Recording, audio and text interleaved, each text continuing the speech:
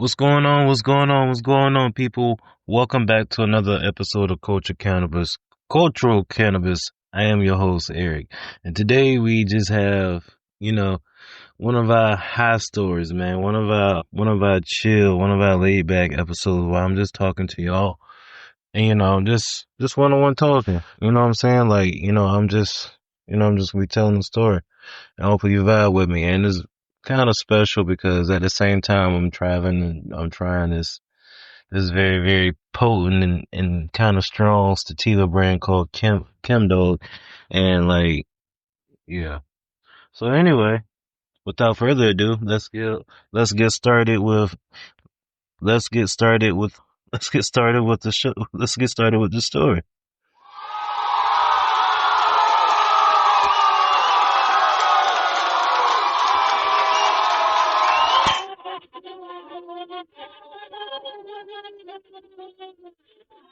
So our story begins with so it was had to be about 4 or 5 years ago when I was in Virginia. Virginia dispensaries wasn't legal, and like only thing that was close. I was I was staying in the seven cities, and the only thing that was really close to us that was like where you can get like weed was if you drove out to Washington D.C., and that was like a 2.5 3 hour drive. I used to go to this. You can call it a dispensary or you call it a house. I don't. It was called Cannabake DC. Shout out to Cannabake DC, man. Shout out to y'all, bro. Oh my God, I've gotten snacks. I got cakes and cookies for them, and when I tell you them shits, and this, matter of fact, I am going to.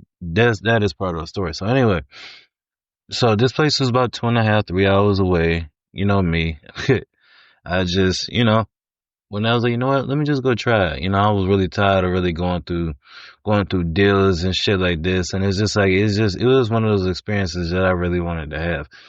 I didn't think that I would make it to California, and even with legalization and dispensaries popping up everywhere, I figured Virginia would probably be the last state for any of that to happen. So anyway, boom. Well, I go door dashing. I get me a quick $300-400 together. I go on their website, I put my order in. Think I got a red velvet muffin. No, red velvet cupcake. One of those half and half. It was 50 milligram drinks. The cupcake was like 30 milligrams. What else did I get? Oreo fudge brownie. That was like, oh, check it out here. That was about, that was 30 mgs. 30 mgs. So anyway, drive up there. Whole time I ain't smoking. I'm just blasting music and shit up there.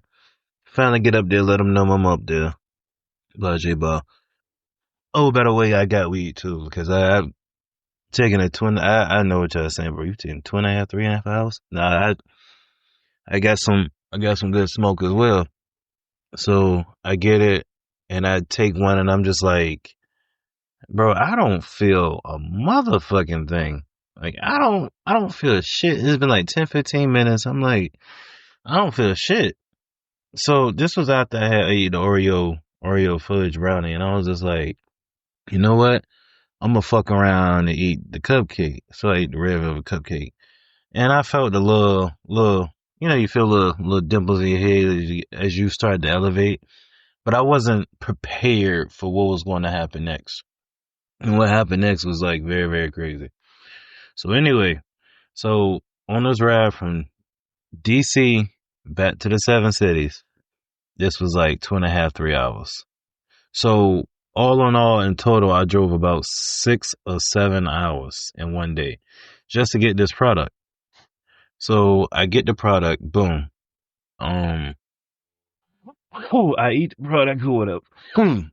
Damn.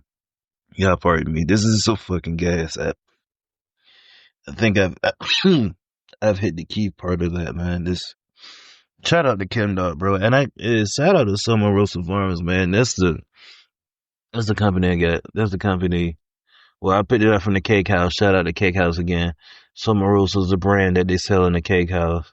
And this is the Chem Dog I pick up. So anyway, So I'm like, bro, I ate this cupcake, I ate this brownie. I don't feel, I just feel my dimples tense up. I ain't really, you know what I'm saying?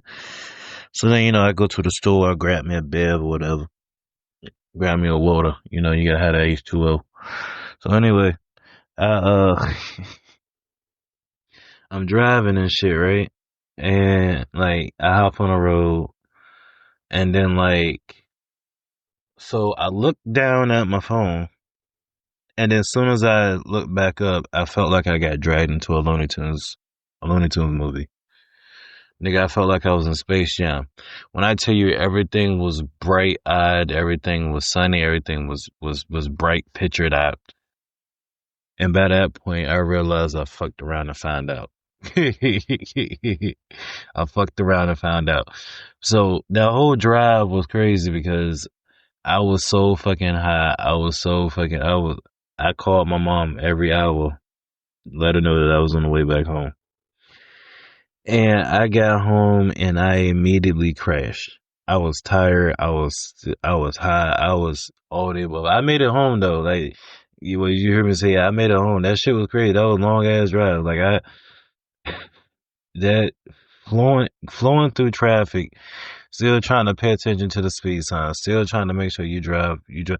And to be honest with me, like when people drive that's high, like you aren't really gonna tell. Especially season. Is this a lot of us have perfected that art. And it's just because stoners were not violent people, man. Like people overall who smoke weed are not like violent people, man. God bless, man. That's the greatest plant, man. That shit. But anyways, so yeah, I made it home. Boom. Crash out of my bed and shit. Nigga, I wake up the next day at 4 o'clock. I left home at 9. Got there at 12:30. Ate the shit, got back on the road. Got back home about 5:36. Went to bed about 8. Woke back up 4 o'clock the next day. Still motherfucking blazed like a bitch, bro. When I tell you, I was still high. I couldn't function.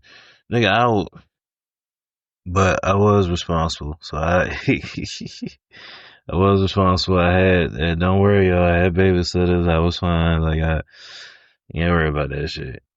But yeah, that's like one of my house stories, man. It was just that time. It was just very it was fun. Blunt rides and chilling in general is just fun to me. Like fucking getting stoned and just driving around town or going to out of town or hell the trips or even going walking in nature in general.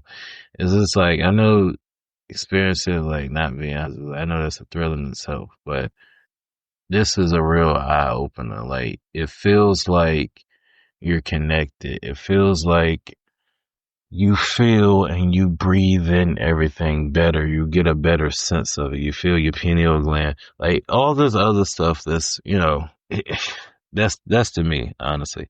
But yeah, that's my hot story. It's your boy Eric. This fucking Chem Dog strand is fucking hitting. I hope y'all enjoyed my last episode titled In Jail. That shit is crazy. And you know what? Before I shot that episode, my homeboy Aaron, he hit me up and we had a good talk, man.